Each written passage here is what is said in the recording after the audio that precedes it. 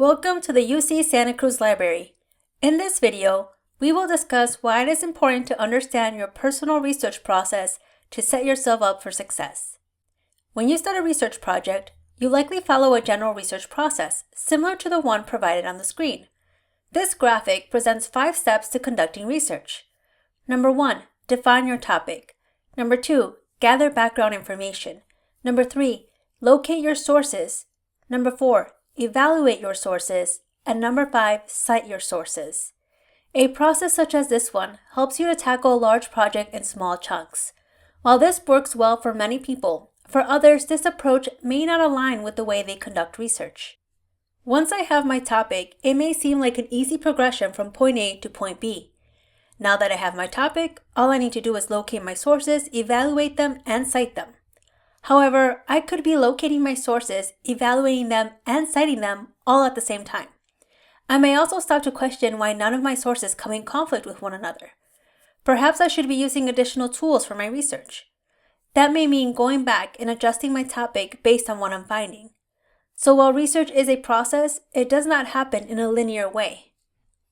Hi, my name is Sheila Garcia Masari, and I'm one of the research librarians at the UC Santa Cruz Library.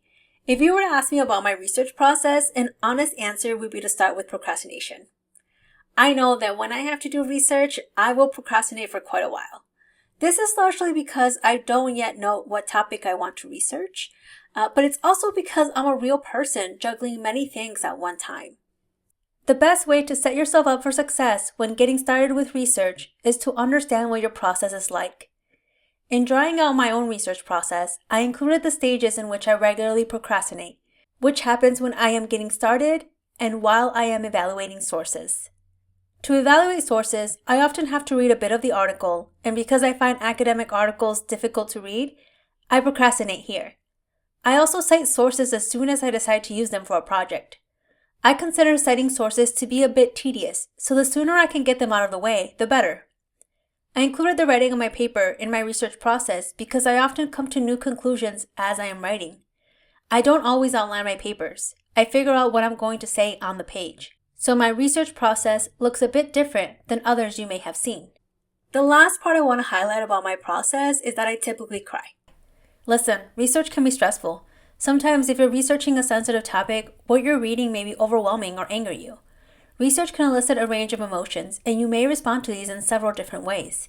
These responses are part of your research process, and being aware of them and accepting them can really set you up for success.